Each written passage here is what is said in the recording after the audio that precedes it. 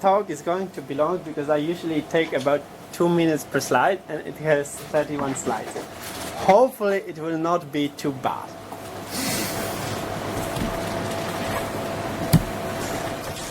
So I will review certain developments in machine learning from a completely subjective perspective. And that may be completely valid, but it may be interesting for some people that want to start reading about them. I think I don't have URLs to the papers here at the moment, but I will have it on GitHub. Then I will tell you how to play the game of Go in case you don't know how to do it yet. The basic rules are simple. And then I will tell how AlphaGo actually works, as far as I understood it from the paper. So there is this period in machine learning research in previous century that's called AI winter. You guess why? People imagined that there were these electronic brains, that was the name of the 60s, will be brighter and brighter because people were impressed by the mathematical computations being performed so much faster than humans do. But it didn't happen. It turned out mathematical computations and calculators are a whole different topic. But we got more developments. We got a lot of things like internet, like communication devices. Nowadays they are called cell phones. I'm not sure how many of you still use phones. But yeah, they are basically the signal of the same developments. Actually, I think I'm one of these people who mostly uses the cell phone not for the calling people, and I seriously doubt that some of you do. So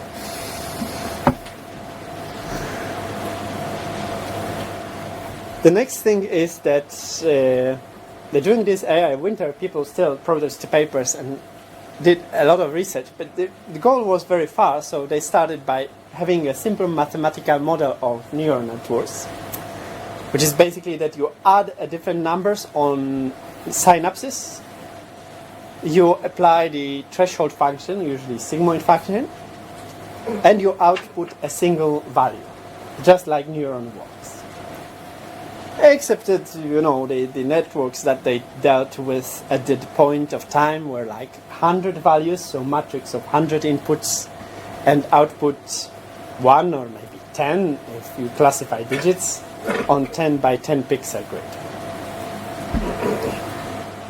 So basically that was interesting way of saying that what neural networks, the very simple neural network single layer do, is that they basically approximate some linear function and then do some thresholding on this. And if you have more layers, you have square networks, basically you have polynomial functions of higher and higher degree. You can approximate any function. We have very nice mathematical tools to say a lot about function approximation and training of functions that mimic other functions. And that's all it does. It doesn't tell us why we feel emotions, why we have consciousness, why we have optical illusions. It doesn't. So this very preliminary research then told about that if you are just trained for mimicking a function, if we have enough data, the algorithm that is much worse theoretically, but has significantly, like order of magnitude more data, will train the same function, no problem. So most algorithms that are theoretically able to reach the approximation will do it. So yeah, in theory, all these training algorithms that you learn, like SVM and different ways of making features, that kind of helps to reduce the constant, but it doesn't really help that much to get the final approximation, even if we just talk about function approximation. The key is a lot of data, which I guess also will tell us why we are better now because we have an internet and we can share a lot of data easily. We have a lot of memories, a lot of bandwidth, a lot of all kinds of data that we may not want sometimes even. And maybe that's the only logical use of this data. There was also some research on different approximation functions that are better and they are worse. People found very sophisticated mathematical explanations why some functions perform better than the others. And that's it. And of course, the training of these networks has become a science. So now we know how to use stochastic gradient descent, and we have a lot of training algorithms that are more sophisticated than stochastic gradient descent, and it's it. So that's really a winter time, yeah. There is not much life around. You can still see the features of the landscape, of some of it, but it's very different. It's not like Singapore, yeah. Large greenery everywhere, everything leaves. You just need to call NEA sometimes if too much of the things leave. So now some people hope that we have AI Spring because we have a lot of data. But we also have other developments. So there are papers that basically say, oh, I think we know what intermediate layers in neural networks do. And that's not just polynomial features. That's something more, and significantly more. Because if you look at the Google Deep Dream paper, basically see that these visual networks that are trained to recognize cars, the second layer or the early layers recognize some functions that are nothing like cars, but are much simpler. So there is the idea now that this layering is the composition of the recognition or approximation task into smaller tasks, and then the earlier layers give, instead of very raw inputs like pixels, give features. So there are straight lines, or there are curved lines, or there are sharp or fuzzy transitions. And this is very important, as opposed to a lot of research on different training algorithms which seem to dead-ended. Because that means that the network that you train for recognizing cars can be retrained to recognize cats later at much lower costs. Because the intermediate layers already recognize the features. Yeah? And that's how people use the Google Learnet. Yeah?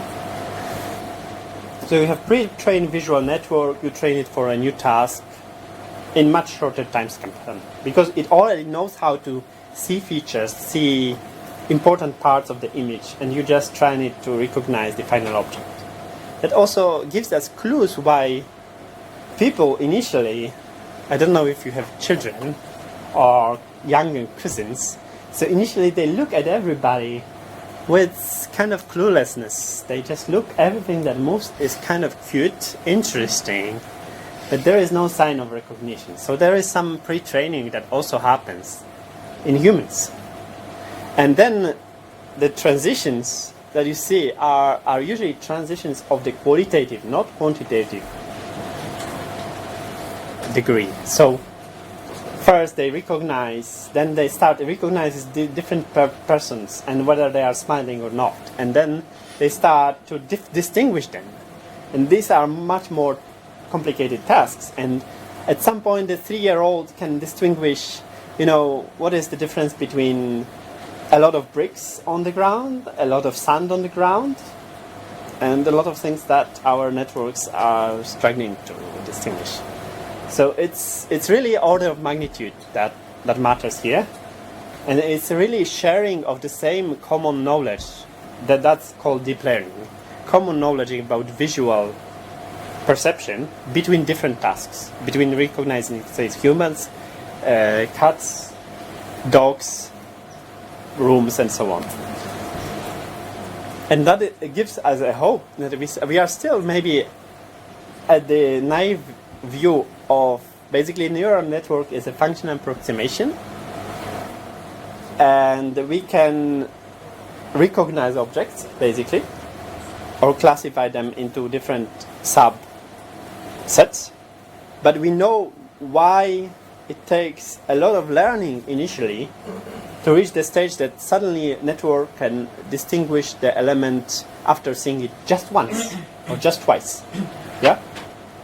Our visual networks usually take like 9 or 10 examples now, which is much, much less than in the beginning.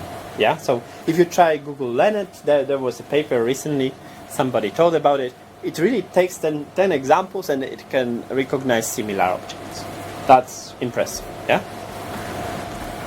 And a month ago I talked about if we assume the bias and we have characters, it was not really solid in the network, but it was another learning algorithm that had so much bias, it just assumed that its character made by as little strokes as possible. Then you can learn how to write this character and how to recognize it from just one example. Just how humans do. Yeah? So that's about the stage that we are now in machine learning, as far as I know. And we go next. So why Game of Go? Game of Go is famous to be very, very complex. So the board has 19 by 19 different locations at which you can make a move. So it's almost 400. It's 250 here. I will talk about the exact details. Oh yeah, there is a board. That's awesome. So we can pray sometime. So we have white and black stones. And that's it. That's all you need. Yeah. So you place stones on the intersections. And you do it in interleaving fashion. So I place one stone, then you place one stone. And I think the rest of the tutorial I will make on the computer because I actually have pictures also. So this is the board. I took the tutorial from Kisei.com. This game is considered by many as like prime thing for intellectual education. Like it's like chess. So there are a lot of schools that actually encourage to do sports in your youth, and one of the sports is surprisingly either chess or Go or both, because it allows our recognizers to learn multiple strategies of dealing with tactical problems, basically. And the game is complex enough that it's not like you have a good memory, you master it quickly. Huh? For our networks, and because we are not optimized for this task, it takes a lot of time. So the beginning is like the black plays the first move. This is one. Yeah. Usually, such a move takes a corner. So it almost controls this corner. It's basically 2 or 3 moves to really control it, so that nobody else will take it. Because the tactics of corners is already pre-processed. But it's usually considered that you lay claim on this, and there are 2 choices for advanced players. Either somebody tries to invade the corner and take the corner, and in which case you take the walls of the corner. So whoever invaded the corner, you will wall this player's chain. Or you basically will separate this corner from the rest of the board and you take the wall. What's the final objective of the game? Final objective of the game is territory control. So initially you put different stones, and in the end you will count how much territory each player encircled. So basically here, we start negotiating territory on the small sub-part of the board. It's obvious that white may take the territory on the left, black is likely to take territory on the right. Yeah, without going into the details how rules work. Now I told you only about what you can do. In a minute I will tell you what you can't do, or what if you do something. You can theoretically do anything that is not killing you immediately, but will kill your stones. So we are negotiating here. First black moves, then at 1, then the white moves at 2. And you see that after 3 moves, these scattered stones start forming some kind of wall. Yeah? And it's separating 2 areas. And if you go further, so if that's called the push.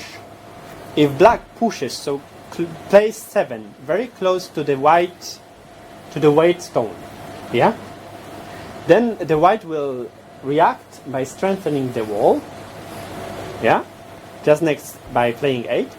And if 7 will not like to be killed, the black doesn't want 7 to be killed, then 7 also has to be strengthened by black. So basically every time you play just next to another stone, then you are attacking it. You are taking some of its breath.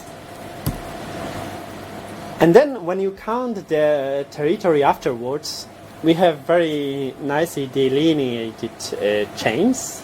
Here black and white, and you see the right part of the board is blacks, the left part of the board is white. Yeah.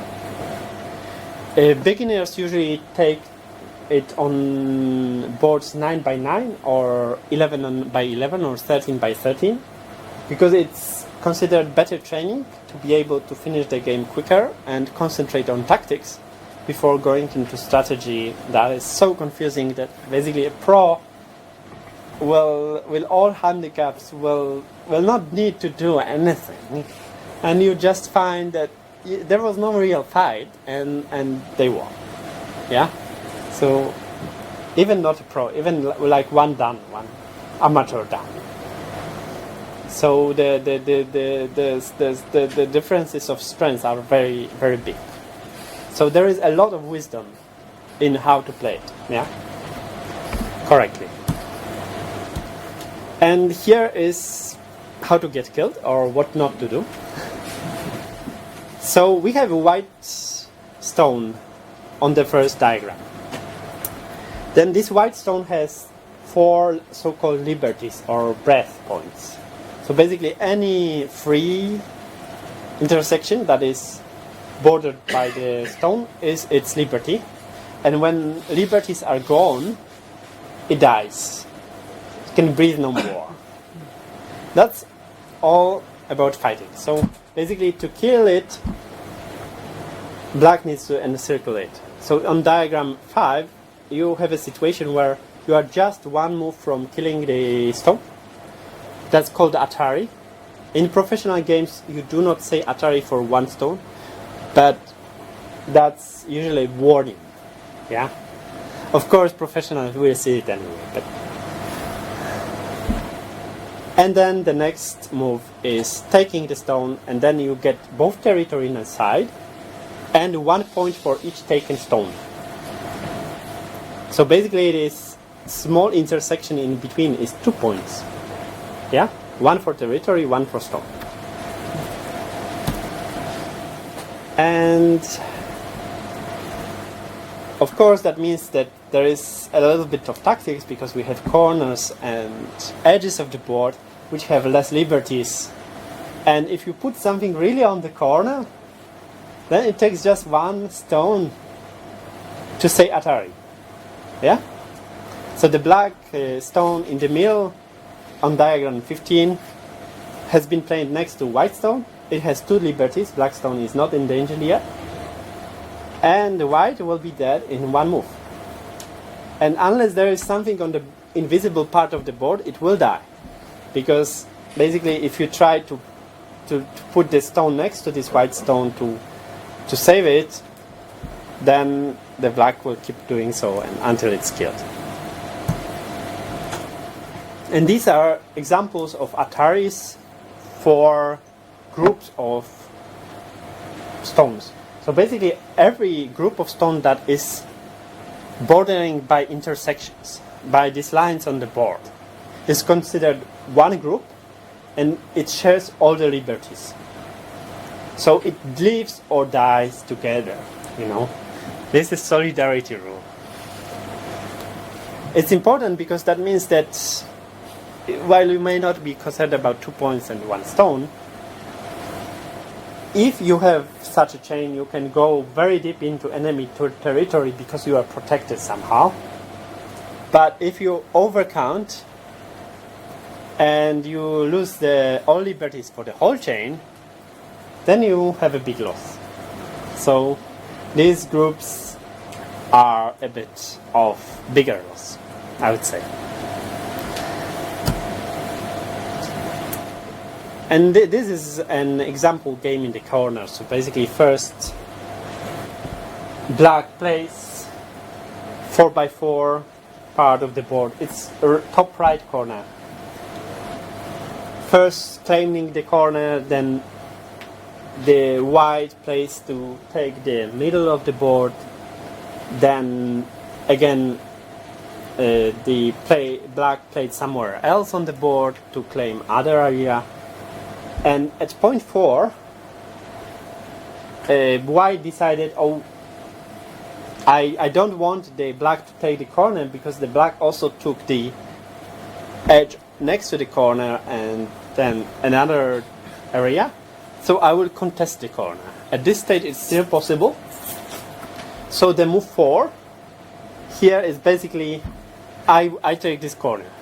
So unless the black will, then it's like, again, the computation. Where do I get more points? By contesting the corner still and trying to prevent white from building there. Unfortunately, at this stage, it's still not possible. So white will still live and will take the corner. Or building a wall and claiming the edge next to the corner. So obviously the black chooses to play next to the white. So I endanger you. You have to protect yourself. But at the same time, it's I take the wall. So I force the next move, which is white protecting itself in the 6. Then again, the next move of black is I endanger you in such a space that I still build a wall for myself. And white has to respond with 8, which is not that aggressive because it's this kind of situation is usually prepared, so people know how to play them.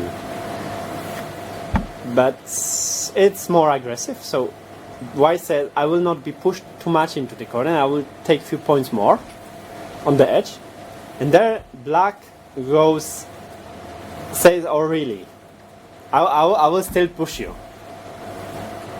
So black bets that the white doesn't know that two diagonals here in a row is very, very prone position for attacking.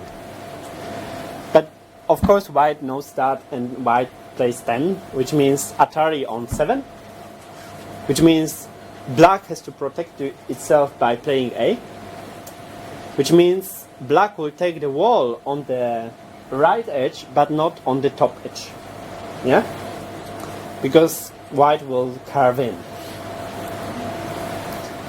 So these are typical factors that you consider when you are playing at the, I would say, tactical level. So here you have the endangered pawn stone that will be left by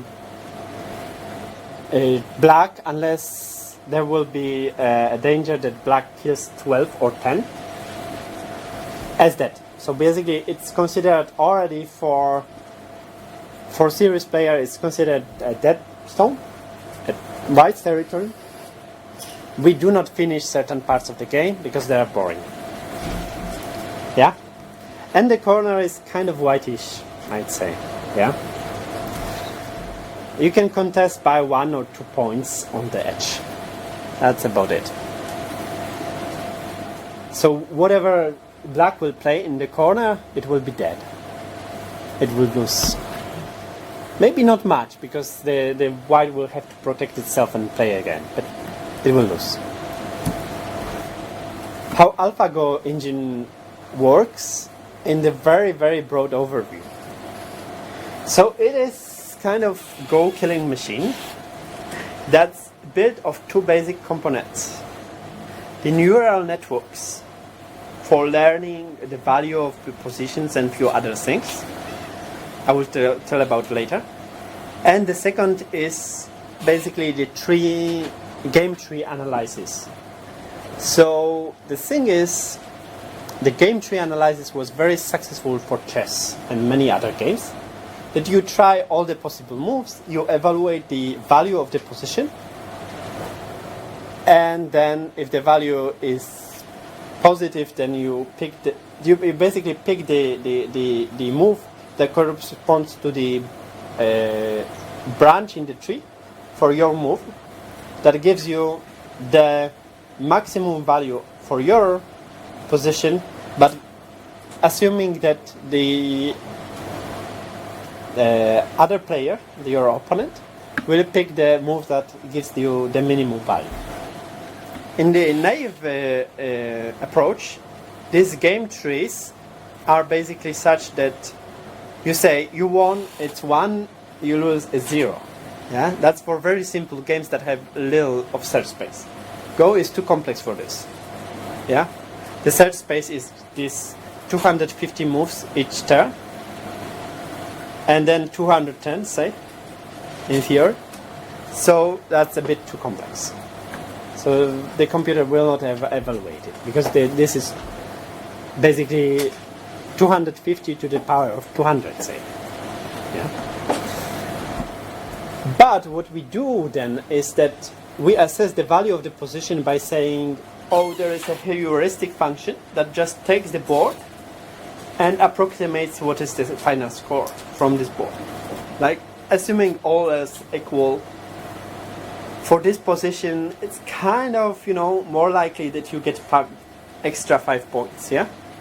There has to be this function, this utility function that evaluates how good is the board for you or for the opponent. And this is actually the stage at which the first neural network comes in, and it's called value network because it estimates the value of the board. It's basically, convolutional. You estimate value locally and globally. Then the next thing is, first you have a selection of the best moves. Yeah? So you don't consider bad moves, because the moves that are obviously bad will never take it. Will be never taken. So you take only, say, top 20 possibilities. Then you go, and this is a separate network. This basically is a network that estimates what are likely moves. And both networks are basically trained on the expert games. So you know that in these situations, in these local situations or global situations, there are such moves that are made by experts. Of course, you need to consider that every game is different in details, but there are common situations involved. Yeah, and this is what policy network does. It selects the best moves, the likely moves of the human expert. So here there is no deep solving of Go. There is no knowledge required. It's just, these are moves that are likely made by best human players. And we have database of games. Because everybody puts the game into the KGS database. And based on this game, actually, you have updated master scores, ELO scores. Yeah. Then you evaluate it. And after you evaluate these positions with value network, after unfolding, you go have updated evaluation of the best positions. Yeah? And based on this updated evaluation, you go again through selection of the best to unfold at each level of the tree. So you are very careful about not building the tree too much. that is critical development here. That it turns out to be an essential part of the modern engines. If you go in depth by trying to evaluate many positions, every computer would die. So it's just a matter, you have 1,000 times more computers, yeah. But here is always about being, say, 200 to the power of even one larger is 200 longer times. So it will just give you, 2 more steps. That doesn't really help. So you need to first control the base of the exponential, which basically is the selection phase. Select the best moves, and then you need to control the overall complexity by building only those parts of the tree that are already the best. Yeah. So we can go, and normally for the assessment of the position, the players go routinely by 5 to 10 moves ahead, but they only analyze the best possible moves of them or the opposing player. That is for human, it's computationally intensive, but the computer can gain edge here. Yeah? If you only consider the best possible moves, of course. If you consider not the bad moves or very random moves, then you will go into exponential complexity trap and you will not reach anywhere. And that's maybe the most important lesson here. Maybe not, because there is more. We are still at the slide 20. So it will go longer, I'm expecting. And here... Oh, so this slide I kind of screwed. Oh, really? Okay, so this... So besides the cut part of the image, this is actually also an image from the paper. So this is ELO strength, depending of different features. So they started with on the top right, what is important is the value network. So it's just, pick the move based on what value networks tells you. There are consequent improvements with next steps. So then there is a selection of moves. Then there's selection and selective expansions to even decrease it. So just expansion goes about 2,200. And then 2 last steps are those that I do not discuss because they are kind of nitty-gritty detail. Although they give a big advantage that allows AlphaGo to beat best human players now. So basically, besides doing this clever selection, there is also an element of Monte Carlo simulation running in the background because Google has a lot of computers. So the last few steps are basically to try to use this fact that they have a lot of computers and run parts of the algorithm in parallel, the parts that cannot be just chosen. So basically pick semi-random algorithms that picks of the best moves, say 5 each step, and go a little bit in depth and re-evaluate position then, so that it doesn't have to be, let's say, first. And it means that you have kind of a bit of extra steps in depth analysis without being overly predictable. Yeah, that's actually a common problem with all the algorithms based on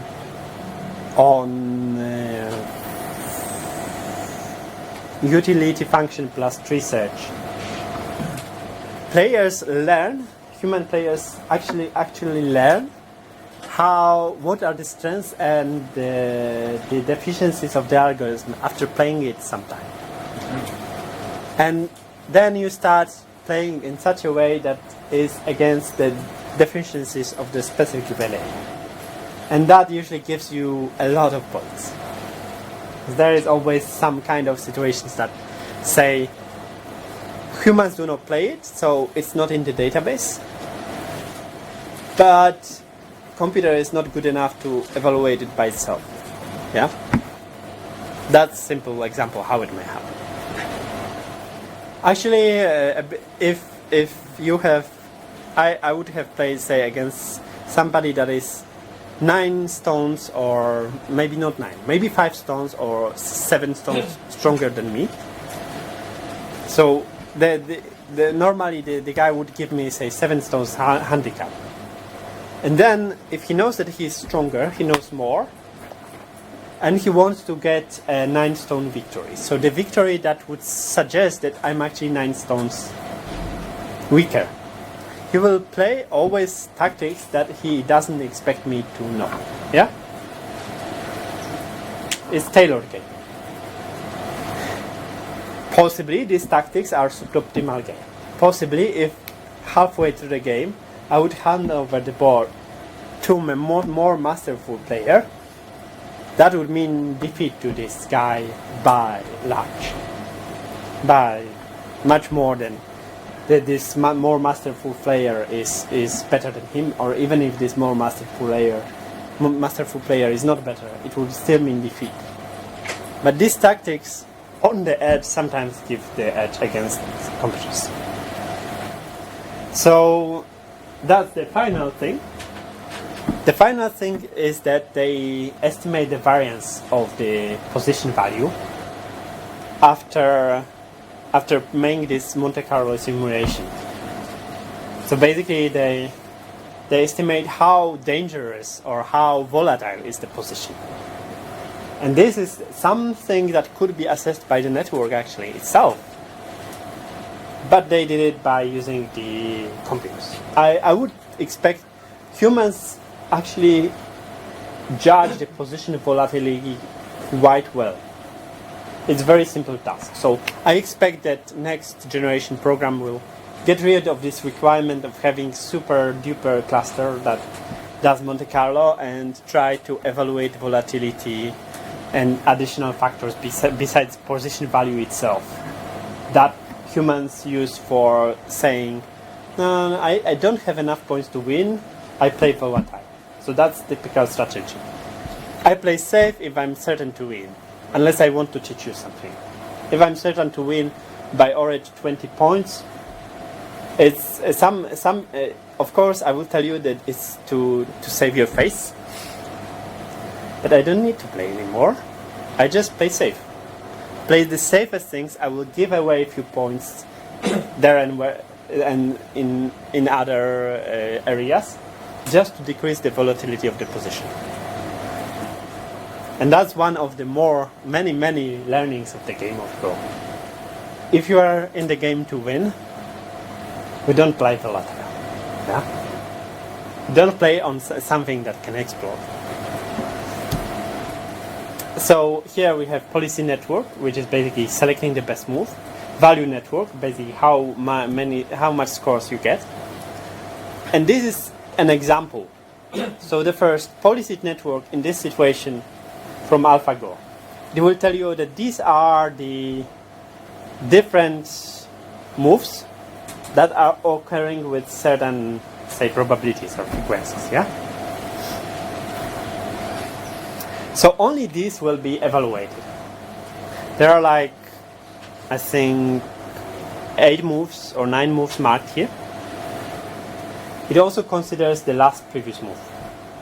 So it's normally that initially you play all over the board and then you start playing in some area. Yeah.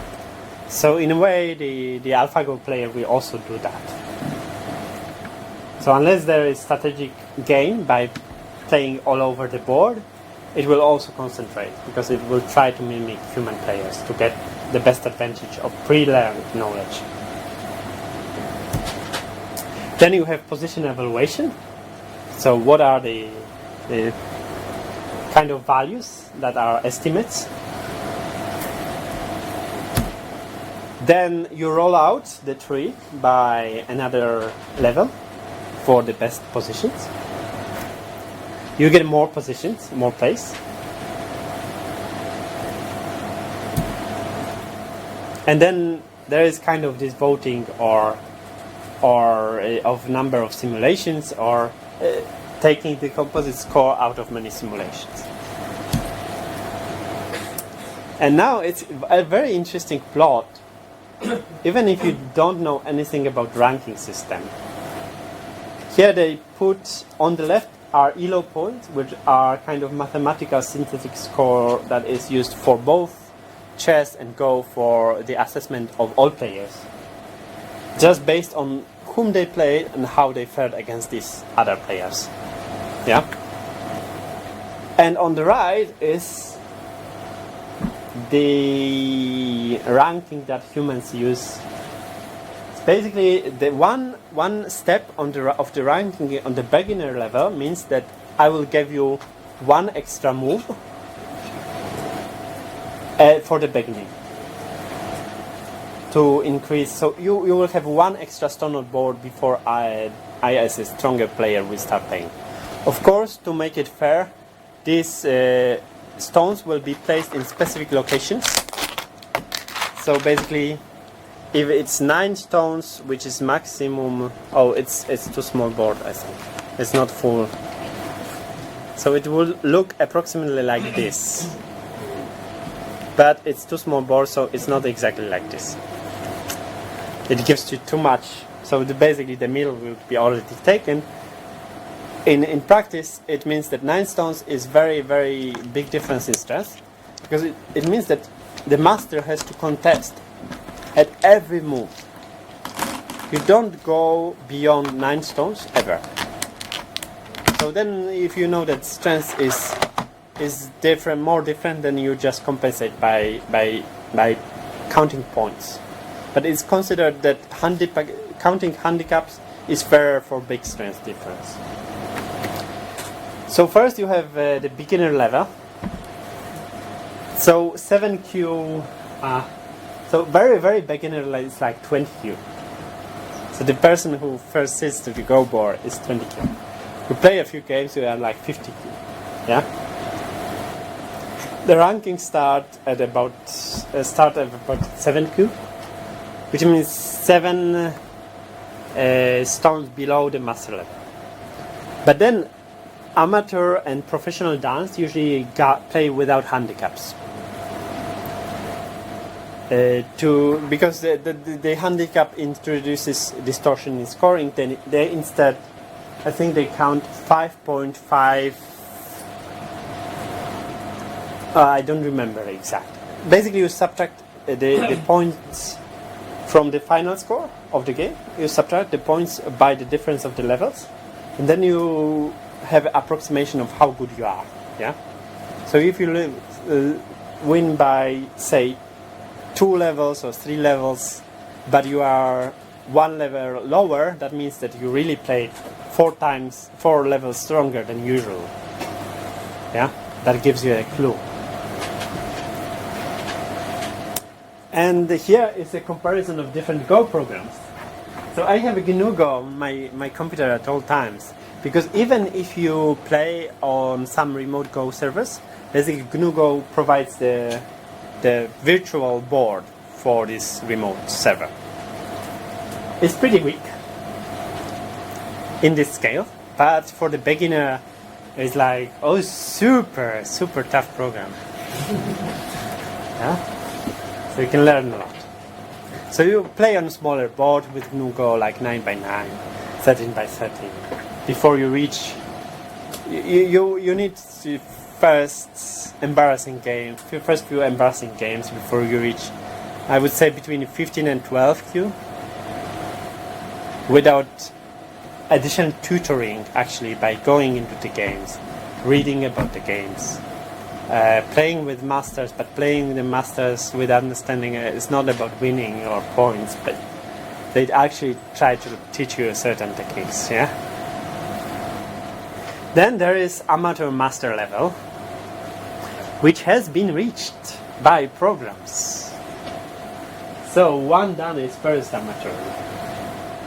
And up to now, the Crazy Stone was considered such a good program. And you would say, in other kind of sports, the done means a lot, yeah? Here, it also means 1 or 2 years of, focused Go training at least. People play often, if it's not like that they play in many games every day, they play years before they reach this strength. But then there are people that start 9-year-old or earlier, are legends of defeating these masters by accident during tutorial game at the age of 13. And these people have their own organization that's kind of shared with the organization of the General Go Federation. But they keep in a way to themselves because they are so much stronger that they have super Dan levels. They are professionals. And if you tell professional how they need to play, with human players often. And really, ideally, every day or every few days. That's expensive endeavor because they need to play with somebody.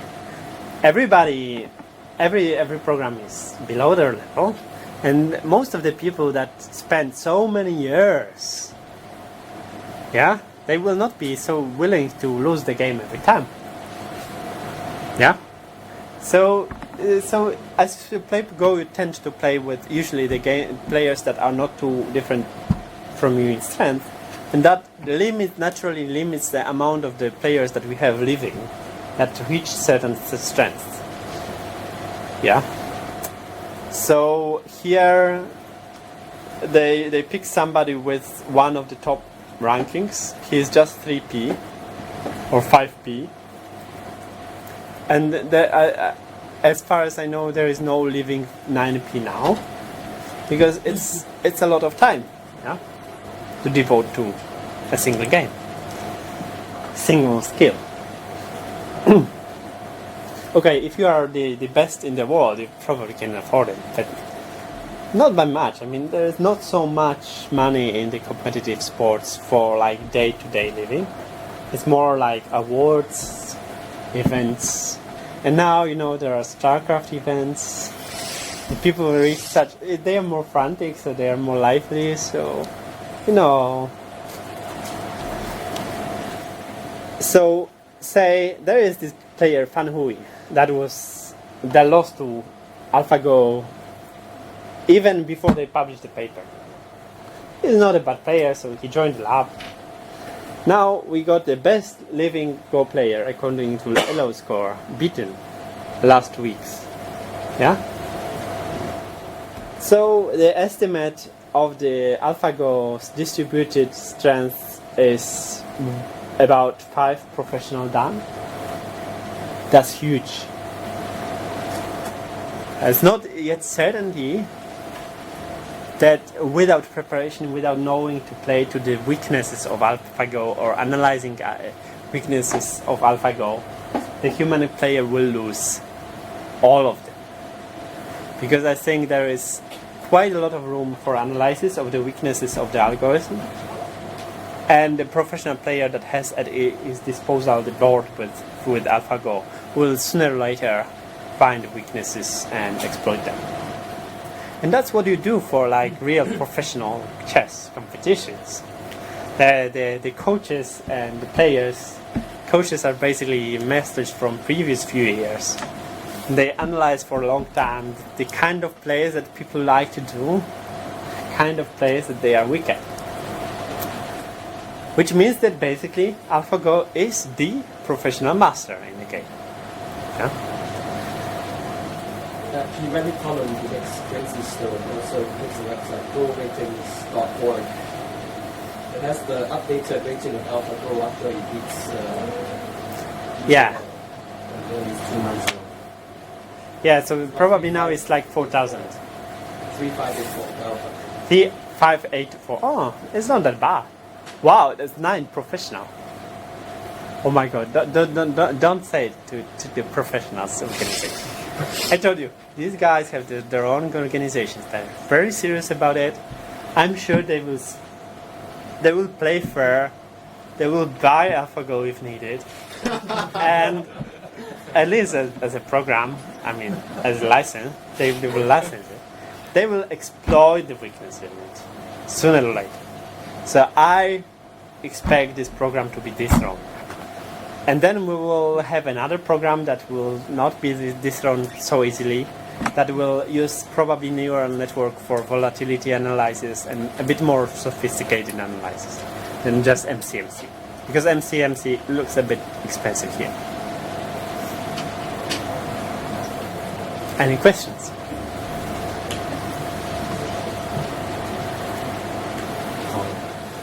The game itself is in element time constraints, so you given the time limit, then the computer actually cannot define threshold. Yeah, it's just like chess, so you cannot overthink it. You have a limit on depth of the positions you can analyze. But the fact is, in the current professional Go games and in nowadays also in AlphaGo's game, you see it's not too significant factor. It's just to make sure that the game is smooth, that it's not too boring, and time is well. You know, you have a time reserve on the clock that's completely sufficient to even do a little bit more of depth search or thinking. But it would not help if the basis of the assessment is not good enough. So as we discussed before, folding by one level may give you a little help. It's not what, because it gets progressively more expensive to evaluate more and more positions. So for humans. So humans sometimes break and count this particular situation to make sure that you get this corner, because from the life in this corner there depends of the life on the edge or something in the middle of the board. But sometimes it takes a few more seconds for analyzing this part. Most of the time you play at steady pace, and to my knowledge the AlphaGo's game with the Grandmaster was also at very steady pace. So it was basically like, okay, it's how you play that matters. It's not so much time. You don't get exponentially more time. That's the point here. Yeah, some comments can say that if AlphaGo taking black, then it's likely to because black always play first.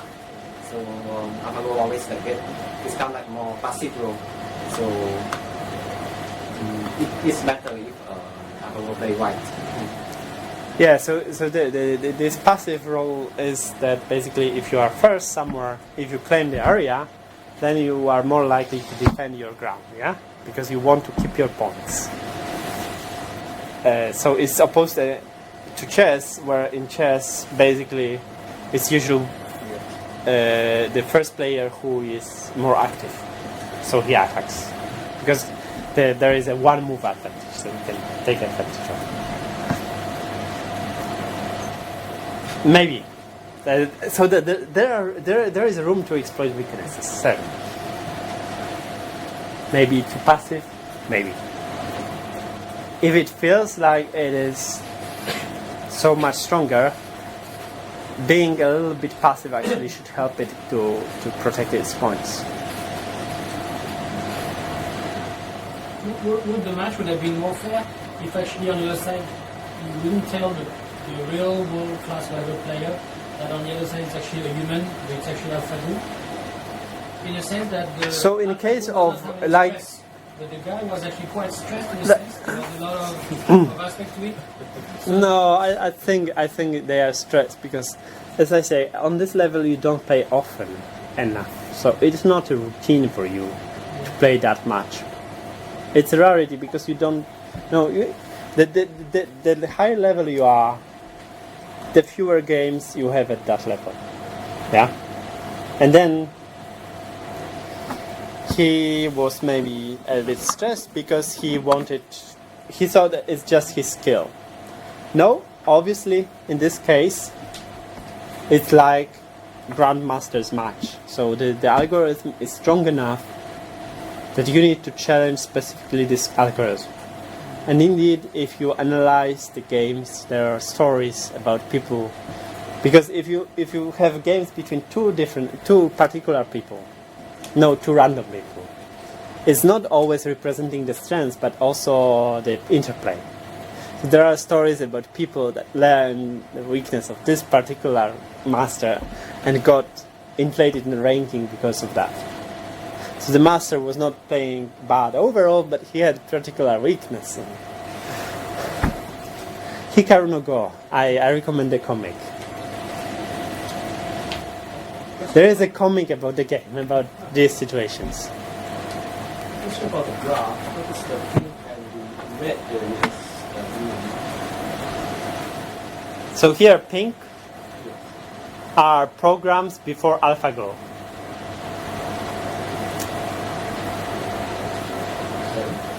Pink in this graph? Yeah, there's vertically stacked. Pink, So I understand that there is a uncertainty about the value of the program depending how you assess the points, whether it plays against other programs mostly or it plays against human players. Okay. So that so yeah. Oh, there's a handicap with the pink line. Okay, thanks. Oh, sorry. So my mistake. My mistake. It's handicapped 4.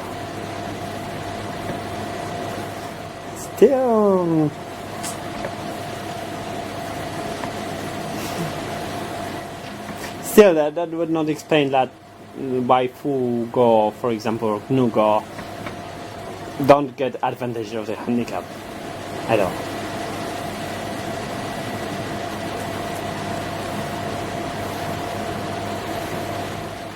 Or the fact that, say, Pachi at 4 is just 2 degrees stronger. Yeah? So it looks like actually at the down level for the programs, it would suggest that 2 stones are 1 level. Yeah? And it's not how LO rating is computed. Because LO rating specifically computes it by the fixed point. So it divides the difference by the constant to get a difference in strengths. And then it takes account of the number of games. But, well.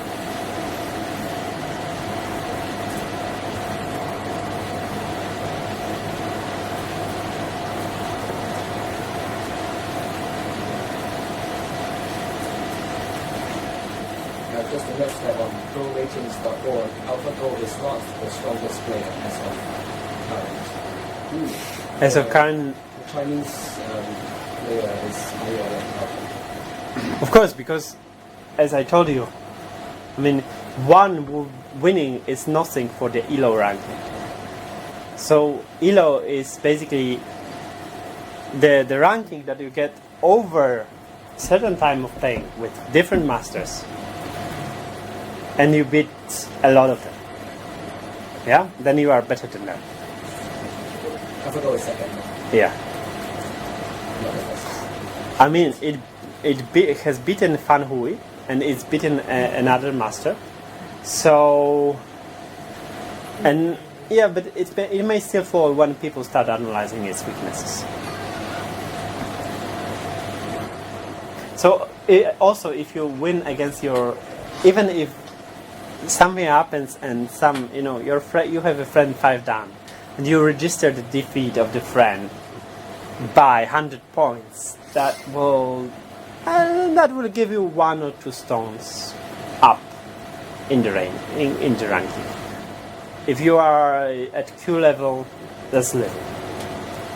Yeah, compared to the strength difference. If you consistently beat him by 100 stones, that will lower his ranking much more than yours, than higher yours, because you need to beat a lot of different people for LO. So the other question is, I think Dennis Hasselbeck spoke at the press conference and says that all these techniques that we developed for this can be applied in more practical situations. How do you feel about that? I mean, how do you feel that these things that we discussed can be applied in So practical things?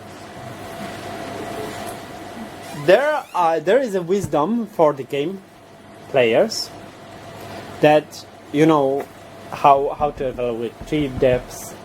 That there should be separate neural network for position assessment and policy, and possibly a volatility assessment on the board. So these are generalizable. We also nowadays use the games and very similar algorithms for real-world problems like expert systems.